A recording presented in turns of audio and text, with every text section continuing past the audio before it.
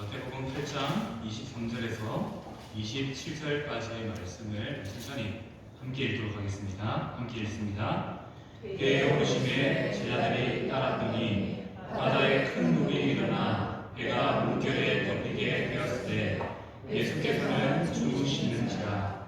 그 제자들이 나와 깨우며 이르되 주여 구원하소서, 우리가 죽겠나이다. 예수께서 이르시되 어찌하여 무서워하느냐. 믿음이 작은 자들아 드시고 곧 일어나사 바람과 바다를 부르시니 아주 잔잔하게 되거늘 그 사람들이 놀랍게 여겨 이르되 이가 어떤 사람이기에 바람과 바다도 순종하는가 하더라. 아멘. 우리가 바라보는 자연은 우리에게 아름다움을 보여줍니다. 특별히 우리 서부 지역에 있으면서 해가 뜨고 해가 지는 하늘을 볼 일이 참 많고요. 주위를 둘러보면 참 아름답다고 여겨집니다. 또 이러한 아름다움이 있지만 반면에 우리가 원치 않는 것들이 있죠. 무더위도 너무 덥고 하면 우리를 힘들게 만들고, 때로는 또 비도 너무 많이 오면 우리를 힘들게 만들기도 합니다. 때로는 우리는 원치 않지만 몰라요, 세상의 재해라고 하죠. 일본의 쓰나미와 같은 그러한 것과 또 홍수와 가뭄 등의 자연의 재해 앞에 우리가 아무것도 할 수 없다는 것을 느낄 때가 종종 생겨납니다. 그래서 우리가 자연을 바라보면서 이런 문제가 우리의 원대로 안 되니까, 우리의 소망대로 안 풀리니까 어떤 마음이 듭니까? 이 자연을 좀 달래면 좋을까 싶어서 혹자들은 이 자연을 섬기는 이상한 형태의 신앙이 만들어지기도 합니다. 자연을 달래면 왠지 자연이 우리에게 비도 주고, 또 때로는 비도 좀 적게 주고, 그렇게 달래면 평안을 줄 것처럼 여겨지기도 합니다. 하지만 우리는 알죠. 이 자연은 누구의 손에 의해서 움직여집니까? 바로 이 땅을 만드신, 이 세상을 만드신 하나님에 의해서 이 자연들이 움직여집니다. 자연 만물은 하나님 앞에 복종할 수밖에 없는 존재라는 것을 우리는 기억해야 됩니다. 그럼에도 불구하고 우리는 자연을 바라보면서 두려울 때가 많습니다. 특별히 이번에 특정 지역들의 집중호우를 통해서 그렇게 비가 많이 내리니까 순식간에 동네 전체가 잠기고 무너지고 나는 것들을 바라보면서 두렵다라는 생각도 들고요. 이 자연이 무섭다라고 생각 들어지기도 합니다. 왜 그런 마음들이 들어질까요? 우리가 중요한 게 있는데, 우리가 하나님을 잠시 잊어버리면요, 눈앞에 보이는 것들이 두렵게 다가옵니다. 그래서 왠지 자연의 이 위대함과 강대함을 바라보면 이 자연이 왠지 신인 것처럼 보이고, 이 자연을 조금 달래면 우리에게 유익을 줄 것 같고 평안을 줄 것 같은 그런 어리석은 생각도 들어지는 것이 우리의 모습이라는 것이죠. 우리가 자연의 이 문제들이 모두가 하나님의 손안에 있다라고 들었고 믿고 있지만, 가끔은 하나님 손을 생각하지 않고 그러한 모든 것들을 바라볼 때 하나님을 잊어버리기 때문에 그것들이 두려워질 때가 참 많다는 겁니다. 눈앞에 자연 문제만 아니라도 문제들 하나하나만 바라봐도 하나님이 보이면 그 문제가 더 이상 문제가 아닙니다. 하지만 하나님이 보이지 않으면 그 문제가 두렵게 다가온다는 것이죠. 이렇게 우리는 자연을 만드신 분이 하나님이라고 믿지만, 또 하나님을 잊어버리면 자연의 문제 앞에, 재해 앞에 무서워질 때가 종종 생겨난다는 것이죠. 그리고 또 우리는 살면서 의외로 이런 부분들을 하게 되는 경우가 있습니다. 무엇입니까? 하나님을 딱 보고요, 이것은 하나님이 하실 수 있을 것 같고, 이것은 하나님이 안 해주실 것 같고, 그래서 우리 내에서 우리 마음으로, 우리의 생각으로 하나님이 하실 수 있는 일, 하실 수 없는 일, 이렇게 구분하여 섬기는 경우도 있다는 것이죠. 하나님께서 못 하시는 일이 있으십니까? 네, 없으십니다. 근데 안 하시는 일이 있습니다. 뭐죠? 죄를 짓는 일은 하지 않으십니다. 이 죄가 아닌 영역에서 하나님은 모든 것을 가능케 하시는 하나님의 능력을 보여주시는 분이죠. 그런데 우리는 그 능력을 기억하지 못하면 결국 어리석음으로 그 그 문제 앞에서 하나님도 할 수 없을 거라는 그런 생각을 갖고 무너져 내릴 때가 참 많다는 것입니다. 우리의 삶에 이 정도는 하나님 도와주시겠지만 이것은 안 들어주실 것 같다라고 단정해버리죠. 우리 안에 하지 말아야 되는데 우리 안에 하나님의 능력에 대한 무시하는 마음들, 하나님의 능력을 무시하는 마음들, 하나님을 기억하지 못하는 그런 연약함들이 나타나 우리가 그렇게 판단하게 만든다는 것입니다. 바로 이것을 우리는 세상이 주는, 우리에게 주는 안 좋은 점이라고 생각할 수 있습니다. 자, 사탄은 세상을 통하여서 우리에게 늘 주는 마음이 무엇입니까? 눈앞의 것들을 보여줌을 통해서 두려움에 휩싸게 만들고요. 때로는 너무 평안하게 만들어서 우리가 하나님을 인정하지 않고 기억하지 못하고 살아가게 만든다는 것입니다. 그러한 사실 앞에 오늘 주어진 말씀을 우리 잠시 한번 살펴보면 마태복음 8장에서 9장까지는 세 가지의 기적과 제자도, 또 세 가지의 기적과 제자도, 그리고 또 세 가지의 기적이 반복적으로 이렇게 흘러가고 있습니다. 그리고 지난번에 말씀드렸던 것처럼 이 8장과 9장 사이에 제자도라는 이야기를 하나님께서 집어넣으신 이유가 있죠. 무엇입니까? 우리가 자칫하면 기적처럼 눈에 보이는 것에 현혹되어서 정말 바라봐야 될 분을 바라보지 못한 채 살아갈 수 있다는 것이죠. 기적을 바라본 채 예수님을 바라보지 못하면요, 결국 예수님이 사라진 그러한 신앙을 가질 수 있다는 것입니다. 그래서 마태복음 8장에서 9장까지는 제자들을 기적 세계와 기적 세계 사이에 제자도의 말씀을 넣어서 이렇게 말하죠. 우리가 집중해야 될 것은 기적이 아니라 예수님이시다라는 사실을 우리에게 알려주고 있습니다. 그리고 오늘 다시 제자도 이후에 또 기적의 이야기가 등장합니다. 어떤 기적입니까? 자연 만물을 다스리시는 예수님의 놀라운 능력을 보여주십니다. 바로 자연 만물을 다스린다는 것은 예수님이 하나님의 권위와 능력을 가지셨다는 것이고, 쉽게 말하면 예수님은 하나님이시다라는 사실을 보여주는 기적의 사건이 등장하고 있습니다. 자, 오늘 말씀 한번 볼까요? 23절 말씀을 보면 예수님은 제자들과 함께 배를 타셨습니다. 그런데 이때 바다에 큰 놀이 일어나서 배가 물결에 덮이게 됩니다. 이 큰 놀은 어떻게 생겼는지 짐작할 수 있는 두 가지의 경우가 있습니다. 가끔 일어나는 지진 때문에 갈릴리 지역에 실제로 놀이 일어나는 경우도 있었고요. 또 더 많은 경우는 큰 바람으로 인해서 이러한 폭풍우가 생길 때가 종종 있었습니다. 우리가 잘 알 수 없을 수도 있지만 갈릴리 옆에는 북쪽에 헐몬산이라는 아주 차가운 기운을 가지고 있는 산이 있습니다. 그 찬 공기가 갈릴리 호수에 따뜻한 더운 공기가 만나면 우리가 미국의 허리케인처럼 갑자기 폭풍우가 발생하는 일들이 종종 일어났습니다. 그래서 갈릴리에서 어부 생활을 하는 그러한 사람들은 이러한 것들을 수시로 경험하면서 이 바람이 사람의 생명도 앗아갈 수 있다는 것을 알고 있었습니다. 그런데 우리가 여기서 주목해야 될 것이 있습니다. 무엇이냐면 이러한 상황 가운데 예수님은 무엇을 하고 계시죠?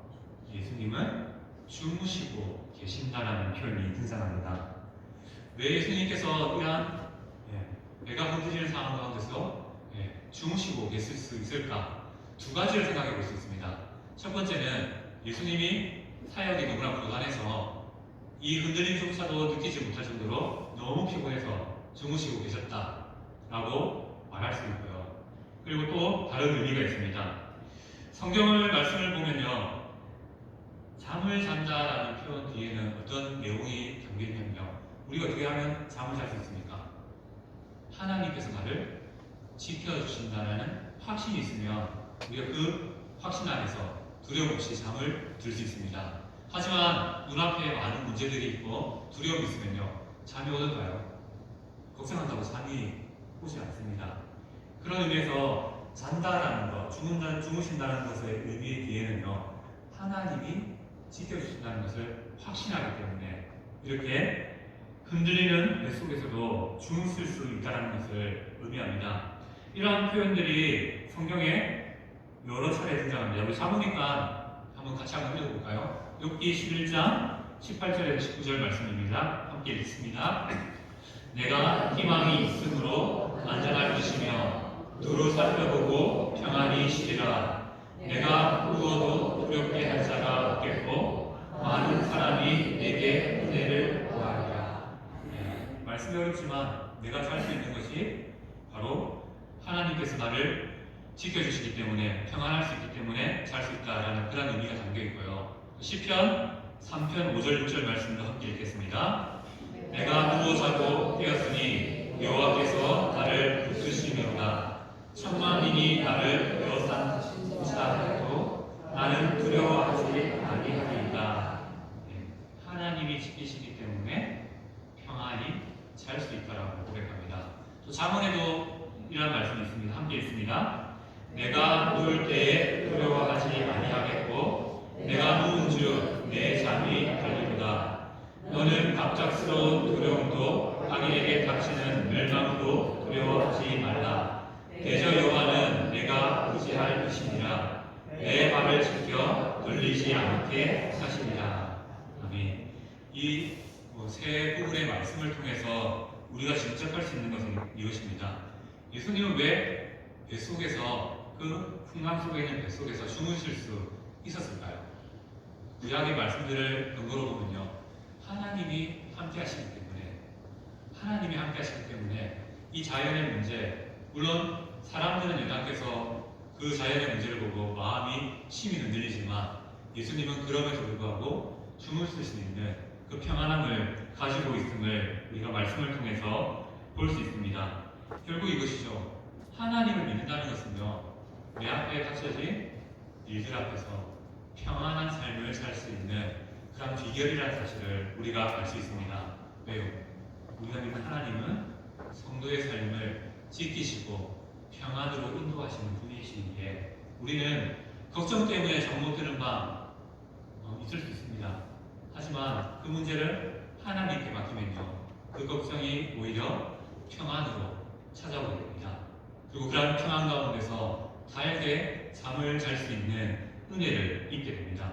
그렇게 예수님은 아마도 그 폭풍 속에 있는 그 배 속에서 주무실 수 있을 거라고 생각해 볼 수 있습니다. 그런데 문제는 무엇입니까? 예수님은 평안합니다.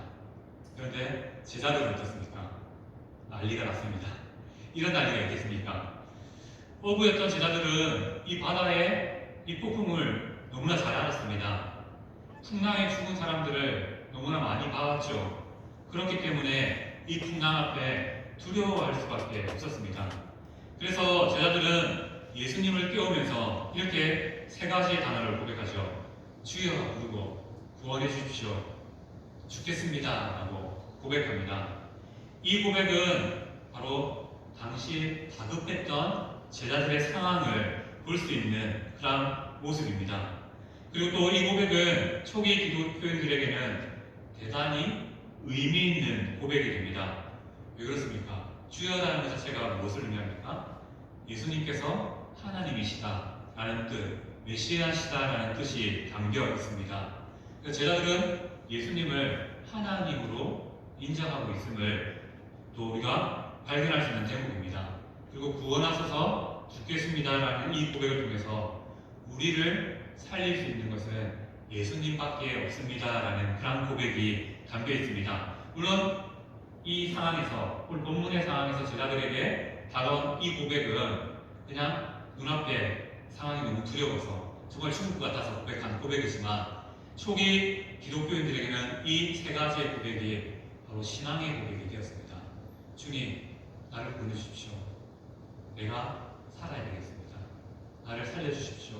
그 고백이 이렇게 초기 기독교인들에게는 이 세 단어를 통해서 고백하는 것이죠. 우리 다시 한번 고백해 볼까요? 주여 구원하소서 죽겠나이다. 함께 고백합니다. 시작. 주여 구원하소서 죽겠나이다.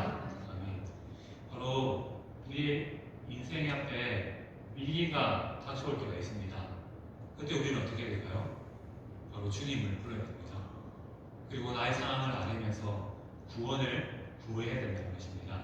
이것이 바로 오늘 말씀에서 우리가 위기 앞에 어떻게 해야 될지를 알려주는 대목이기도 합니다.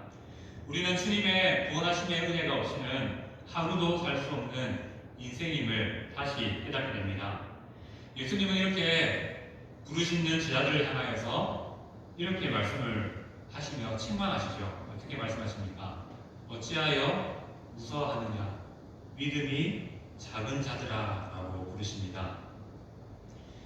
제자들이 두려워했던 이유는 무엇입니까? 예수님이 안 보여서가 아니라요. 예수님을 향한 믿음, 하나님을 신뢰하는 그 믿음이 적었기 때문에 두려워했다는 사실을 알 수 있습니다. 믿음이 작다는 것은 믿음이 없다는 것이 아니라 바로 예수님이 어떠한 분이신지에 대한 확신이 없다는 것을 의미합니다. 예수님을 믿는다고 하지만 예수님이 어떠한 능력을 가지신 분인지 그러한 우리의 지혜가, 우리의 경험이 부족하다는 것이죠. 예수님을 믿지만 예수님을 잘 알지 못하기 때문에 그러한 문제들 앞에 적은 믿음의 모습이 나타난다는 것입니다.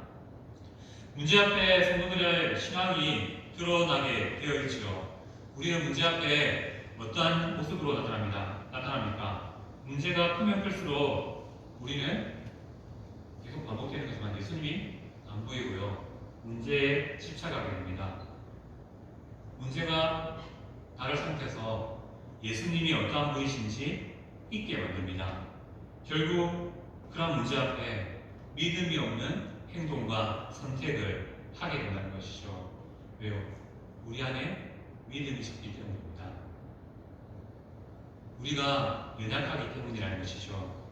왜 우리는 자녀 문제로 걱정합니까? 다르게 말하면 하나님에 대한 확신이 없기 때문이 아닙니까? 왜 우리는 직장 문제로 두려워합니까? 우리의 삶에 예수님이 어떤 분인지 잊고 있기 때문 아닙니까? 왜 우리가 미래의 문제 앞에서 좌절합니까? 하나님의 도우심을 믿지 않기 때문은 아닙니까? 두려워하는 우리에게, 제자들에게 예수님은 책망하시죠. 믿음의 약함을 책망하십니다. 예수님은 바람과 바다를 꾸짖고 그러자 바람과 바다가 잔잔해졌습니다. 예수님의 한마디에 자연이 굴복하게 됩니다. 시편 18편 15절 말씀을 보면 이 말씀이 바로 예수님을 통해서 이루어진 것이죠. 함께 읽겠습니다. 이럴 때에 여호와의 고시함과 꺾임으로 말미암아 물빛이 드러나고 세상의 터가 나타났다. 바로 하나님이신 예수님께서 오늘 바람을 통제하시는 하나님의 놀라운 능력을 보여주십니다. 이렇게 하나님께서는 자연을 다스리는 능력을 예수님께 주셨다는 것이죠. 모든 자연을 다스리는 능력이 바로 하나님으로 말미암니다. 욥기 38장도 그렇고요. 시편 89편도 마찬가지입니다. 89편 8절 9절 말씀 함께 읽겠습니다. 여호와 만군의 하나님이여 주와 같이 능력 있는 이가 누구입니까? 여호와여 주의 성실하심이 주를 불렀나이다.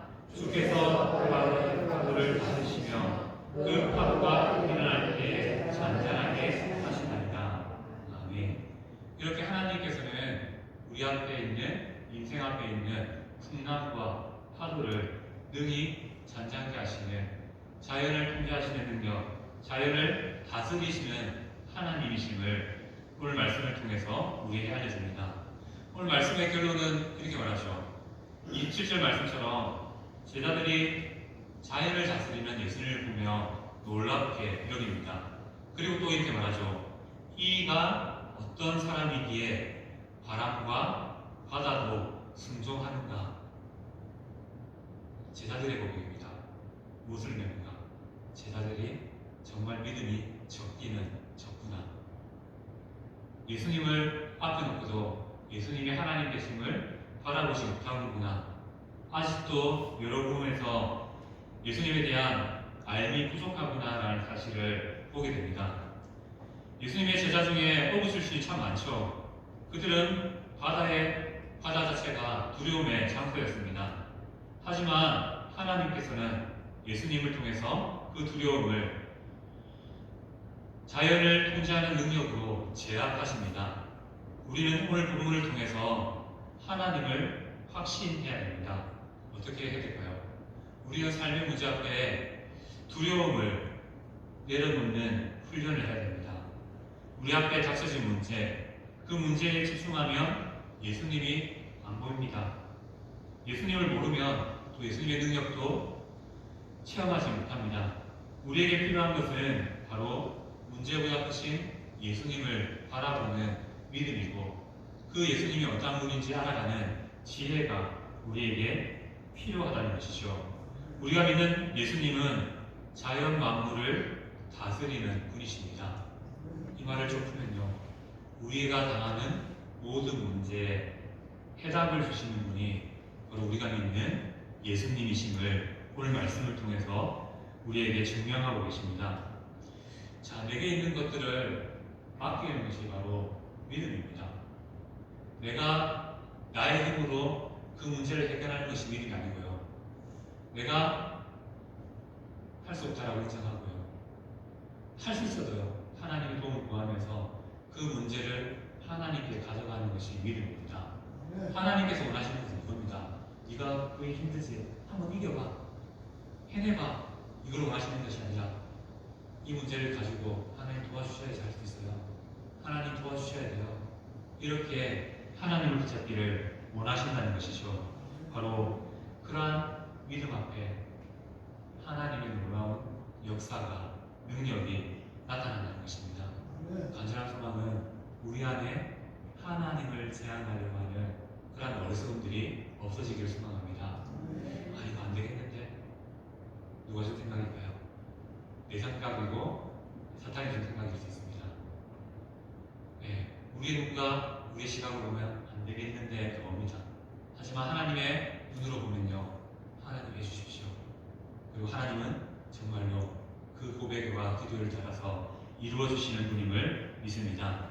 우리가 보는 예수님, 이런 분이십니다. 믿고 싶지 않으십니까? 자연이 한마디에 불과합니다. 우리가 믿는 그 예수님이 이런 분이십니다. 이러한 믿음의 확신을 가지고 다시 한 번 더 믿음으로 무장하는 성령 되시기를 소망합니다. 그리고 우리가 이러한 믿음을 가지고 살아가면요, 바로 이것이 우리의 담대함이 됩니다. 맞습니다. 분명히 우리 삶에 일이 일어날 거예요. 하지만 오늘 말씀처럼 예수님을 확신하는, 예수님을 알아가는 그 믿음으로 그 일을 마주하면요, 담대해집니다. 문제가 나를 흔드는 게 아니라요, 하나님이 나의 삶을 인도해 주시는 놀라운 모습이 나타날 것입니다. 예수님이 주시는 믿음으로, 담대함으로 살아가시는 성령 되시기를 간절히 소망합니다. 아멘.